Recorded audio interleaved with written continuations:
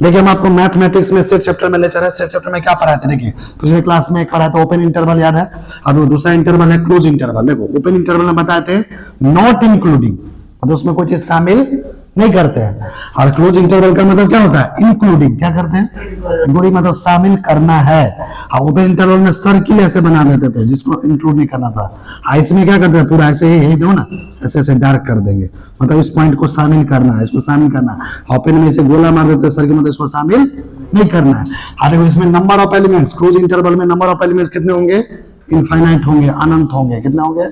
अनंत। तो देखो ये यहाँ पे देखो x जो है क्लोज इंटरवल में कैसे रिप्रेजेंट करें? x का वैल्यू देखो लेस देन इक्वल टू 3, 3 से छोटा है 3 के बराबर है, और 1 से बड़ा है और 1 के बराबर है। x is less than equal to 3 and greater than equal to 1, यानी x का मान 1 और 3 के बीच में है, लेकिन कंडीशन दिया हुआ है 3 के बराबर, 3 से छोटा, 1 से बड़ा,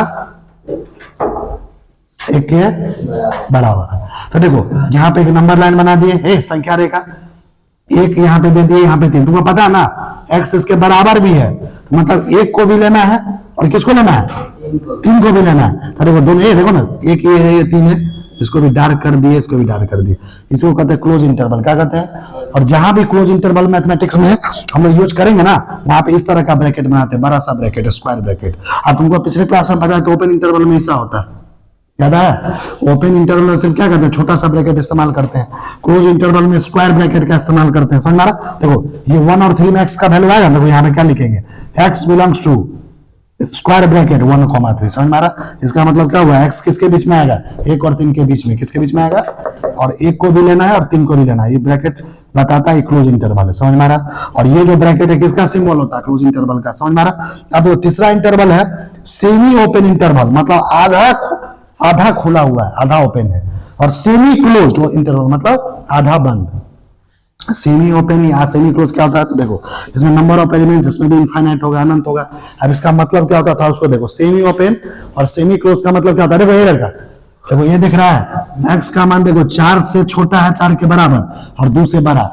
देखो यहाँ पे 2 से बड़ा है ना, ये लड़का बराबर तो नहीं है, यानी इसको लेना नहीं है, इसके बीच में। समझ में आ रहा? तो यहाँ पे कैसा लगेगा? ओपन। क्या लगेगा? यहाँ पे बराबर है ना, मतलब इसको इंक्लूड करना है, इसको शामिल करना है, तो यहाँ पे क्लोज लगा। देखो ओपन भी है और क्लोज भी है, तो ओपन क्लोज है ना, तो देखो यहाँ पे क्या लगाएंगे? 2 पे सर्किल लगा दिए गोला, इस पे क्या किए? डार्क लगा दिए। यहाँ पे क्लोज इंटरवल यूज करेंगे, यहाँ पे क्या लगाएंगे? ओपन। तो तुम ही सोचो ना x का मान क्या होगा? x बिलोंग्स टू 2 को क्या लिखेंगे? छोटा सा ब्रैकेट में, क्योंकि यहाँ पे ओपन इंटरवल है, कॉमा, ये 4 के अंदर क्या लगा देंगे? ऐसा बड़ा सा ब्रैकेट क्लोज। इसी को एक और तरीका लिखने का, और देखो x बिलोंग्स टू, देखो तुमको बताया था कल कि ऐसे भी लिखा जाता है, याद करो। ओपन इंटरवल बताते ऐसे भी लिखा जाता है। तो यहाँ पे चूंकि ओपन लग रहा है 2 पे, तो 2 पे ऐसे लगा देंगे। 2 पे क्या लगा देंगे? देखो इस पे लगा देंगे 2। और तुम सोचो ये जो 4 है क्लोज है ना, तो 4 में कैसे रिप्रेजेंट करते हैं? ऐसे और से, देखो ऐसे रिप्रेजेंट करते हैं। तो 4 में ये वाला जो है ना, तो इसको यहाँ लगा दी। समझ में आ रहा है? तो ये क्लोज को बता रहा है, ओपन को बता रहा है। और देखो एक और एग्जांपल लेते हैं। देखो x का मान 3 से छोटा है और 1 के क्या है? बड़ा है और बराबर है। तो यहाँ पे ओपन कहाँ लगेगा? 3 पे। और यहाँ पे 1 पे क्या लगेगा? क्लोज। तो जहां पे ओपन लगे वहां पे सर्किल बना दो, जहां पे क्लोज लगाते हैं डार्क कर दो। x का मान यहाँ पे चूंकि क्लोज है ना, तो देखो ऐसा ब्रैकेट, ये क्या है? ओपन। तो ऐसा हो गया। समझ में आ रहा? और इसी को एक और तरीका रिप्रेजेंट करेगा, ये क्लोज है तो इसको डायरेक्ट ऐसे, और ओपन को तो पता है ना, ओपन को कैसे रिप्रेजेंट करते हैं? ऐसे और ऐसे, इसको ऐसे लगा देंगे। समझ में आ रहा? और देखिए ओपन इंटरवल जो पिछले क्लास में पढ़ाते हैं उसे को एक बार और थोड़ा रिपीट कर रहे हैं। देखिए क्या लिखा है, if a and b are 2 real number, मान लो a और छोटा a और छोटा b, ये 2 क्या है? वास्तविक संख्या है।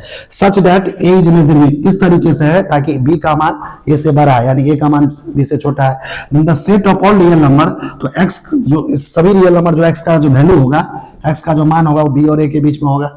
समझ में आ रहा है? तो इसी को कहते हैं ओपन इंटरवल। क्या बोलते हैं? Open interval. देखो x का मान b से छोटा a से बड़ा, दोनों के बीच में आएगा। तो देखो इसको कैसे रिप्रेजेंट करें? a और b के ओपन इंटरवल लगा दी, या ओपन इंटरवल को ऐसे भी लिखते हैं, देखो इसे। समझ में आ रहा ना? दोनों तरीके से रिप्रेजेंट करते हैं। तो a और b बराबर क्या होगा? a, देखो क्या लिखा है? x belongs to r, x real number है, जहां पे x का मान क्या होगा? b से छोटा a से बड़ा। अब देखो ऑन द रियल लाइन, इसको रियल लाइन पे कैसे रिप्रेजेंट करें? ए को इसको ग्राफिकली देखो कैसे रिप्रेजेंट कर दो। 1.2 फिगर में दिया गया, देखो ये यहाँ भी ए पे भी ओपन लगाएगा, ए दोनों ओपन इंटरवल में ना, तो ए पे भी छोटा सर्किल, बी पे भी छोटा सर्किल, समझ में आ रहा? तो ये कहाँ से चालू होता है तुम्हें पता नहीं, इधर माइनस वाला वैल्यू होता है प्लस, तो ये कहाँ तक जाता है? अनंत तक, ये भी अनंत तक, ये माइनस में अनंत यानी माइनस इन्फिनिटी, और ये कहाँ तक जाएगा? Plus infinity. समझ में आ रहा? देखो here in circling A and B, यहाँ पे इन सर्कलिंग कर देंगे ए और बी, इसका मतलब ये हुआ कि ए और बी को इंक्लूड नहीं कर रहे हैं, ए और बी को इंक्लूड नहीं करे। से एग्जांपल लेते हैं, जैसे ए की जगह 1 ले लो, बी की जगह 2 ले लो, तो x belongs to r, x r से बिलोंग करा, x r क्या है? रियल नंबर है, x का मान क्या? 2 से छोटा 1 से बड़ा, ये सेट है सभी रियल नंबर का जो 1 और 2 के बीच में आ रहा है। लेकिन एक्सक्लूडिंग मतलब हुआ शामिल नहीं करना, इंक्लूड मतलब शामिल करना। ओपन जब ये लगा दो क्या इसको शामिल करेंगे? नहीं, तो इसको शामिल नहीं करने के लिए लगाते एक्सक्लूडिंग। इंड पॉइंट 1 और 2 को एक्सक्लूड कर रहे हैं, तो ये क्या होगा? इनफाइनाइट। 1 और 2 के बीच में तो इनफाइनाइट संख्या आ सकता है।